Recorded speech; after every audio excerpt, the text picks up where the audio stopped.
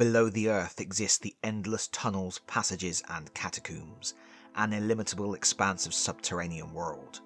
Here, the darkness holds dominion. It is a world mired in perpetual night, and it is here the Duergar plot.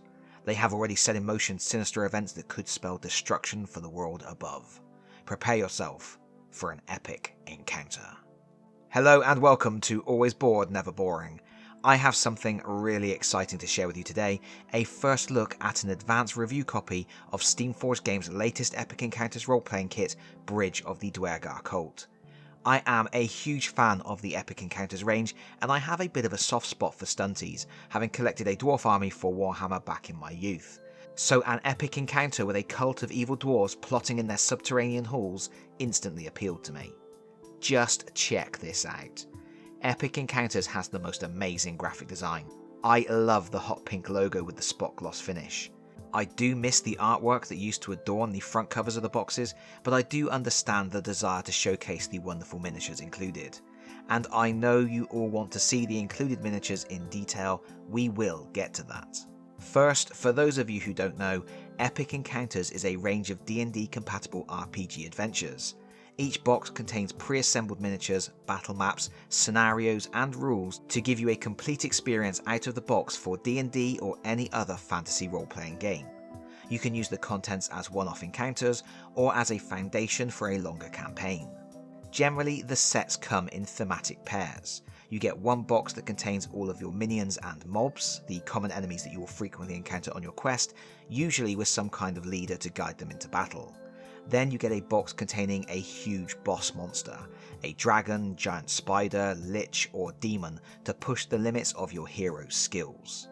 Each box works independently, but they really shine when you combine them. That's when things get truly legend, wait for it, epic. In today's video, I am going to be taking an in-depth look into and under Bridge of the Duergar Cult, which is a mob box packed with angry dwarf miners, cultists, and a king with an extreme Napoleon complex. I will be publishing a similar video for the obscenely awesome companion set Circle of the Demon Prince later in the week. The Duergar Cult is presented in a similar style to previous sets and includes 17 detailed plastic miniatures, an A2 double-sided encounter map, and a lovely 36-page encounter booklet. The miniatures are always a highlight. They are scaled for Dungeons & Dragons, so they don't look out of place alongside 28mm or 32mm miniatures, and the regular enemies are usually on 25mm bases, which means they are going to fit right at home in dungeon crawling games like HeroQuest. In fact, I know quite a few people who look at Epic Encounters as unofficial HeroQuest expansions for custom content. Also, if you play games like Dungeons of Doria or Dungeon Universalis, which uses standees instead of miniatures, something like Epic Encounters is a great way to build up a collection of miniatures to use as replacements. The first miniature we are looking at here is the King, dual-wielding axes and standing astride a stone throne on a 25mm base. The first thing I immediately noticed is that the style of these miniatures differs from what I normally think of when imagining dwarves. They are very nice, very detailed, but I always think of dwarves with the slightly comical scaling, the large hands and feet, massive beards covering most of their torsos, hardly any legs, and oversized weapons. This is a different approach, a more serious approach. They are just small people. Our king rules over a host of minions, including 2 priests. These are very cool, sinister characters with their faces almost concealed inside their hoods. One thing to notice here is that, as with every other miniature in this set besides the king, the priests don't have sculpted scenic bases. This was a really nice element in previous Epic Encounter boxes. The miniatures always had something on their bases to add interest or to enhance the sense of place. Some snow on the mountain bandits, sand and cracked earth for the desert gnolls, and so on. For some reason, Steamforged Games have moved away from that idea with this set, which is a shame as the underground setting would have been great for introducing tactical rocks to give our diminutive foes a bit of extra height.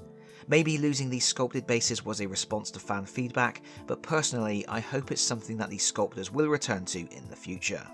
Moving on, we have 4 miners.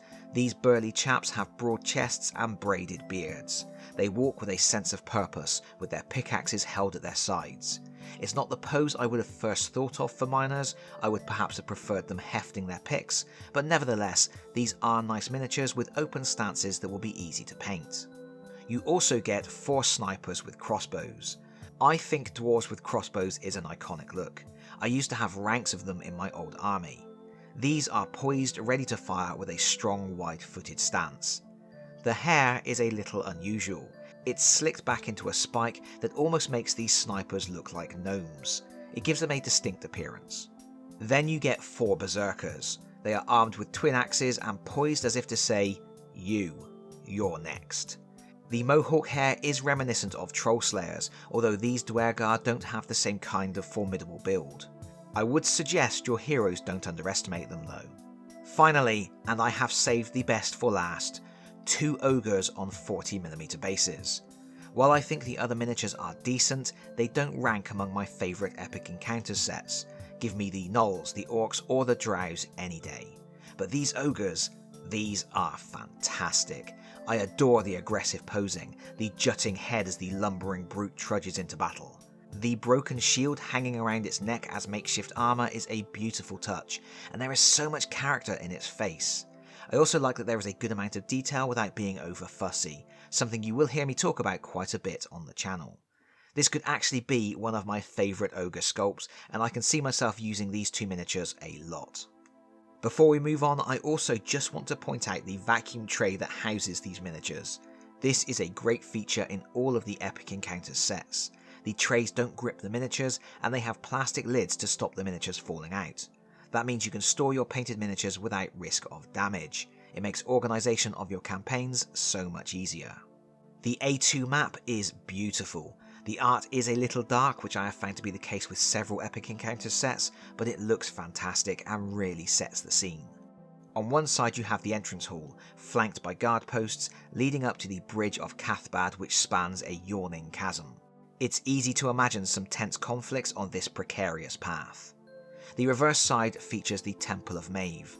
It's a huge platform suspended on chains, another place where heroes will need sure footing to survive. At the centre hangs the Orb of Maeve, a way for the Duergar to summon and bind demonic entities. I'm sure that's going to be fine. The final component in the box is the booklet. These all follow a standard format, so I'm going to breeze through it quickly. Obviously, you are going to see some spoilers about the adventure here, so if you are a hero rather than a dungeon master, you may want to skip ahead to my final thoughts. There will be timestamps in the video description. First we get an introduction which runs through how to use the contents of this set and includes basic information for scaling the challenge for heroes at different levels. You should be able to run the encounter with heroes from level 1 to 10 and above. We then have some evocative art leading to a detailed description of the encounter. There is some background on the Duergar and something I particularly like, the rumours. Are they true? Are they tall tales? You can pick and choose the ones that work for your campaign, ignore them all, or use them as a launching pad for your own ideas. This leads on to the hooks section, which offers a variety of ways in which to kickstart your encounter. Have the heroes been summoned by a mysterious letter? Have there been raids in the local area by the Duergar and the heroes have been hired to put a stop to them? Or is something draining all magic from the realm? Next, there are detailed sections covering the 2 environments depicted on the included map. These sections list enemies that should be present and special rules for places of interest. For example, the bridge map features guard posts, a mage's watch point, the bridge itself, and an ominous monument overlooking the approach to the Duergar underworld.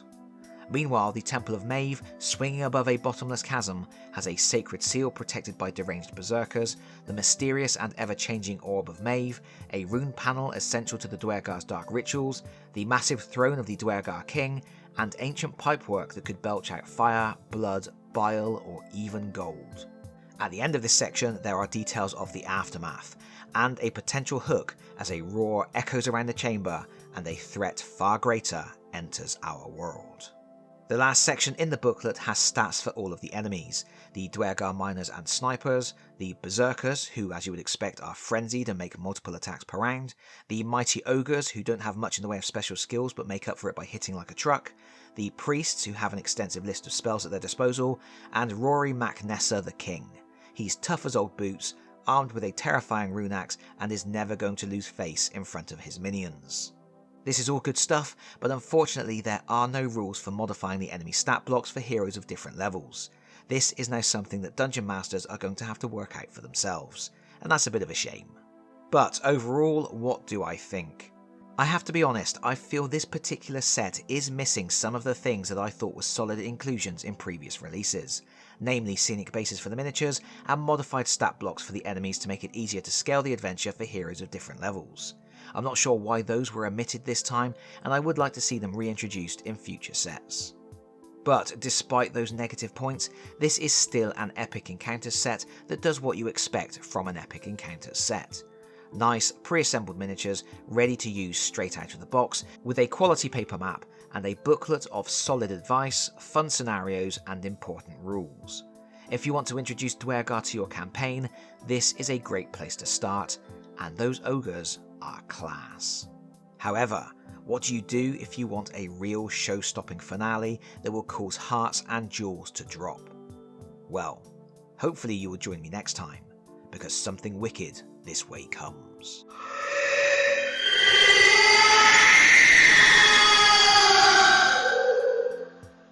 Bridge of the Duergar Cult is available to pre-order right now, and you will find a link to Steamforged Games web store in the video description below. And also, if Duergar aren't your thing, you may be interested in the last release from Epic Encounters, Ruins of Symbaroum.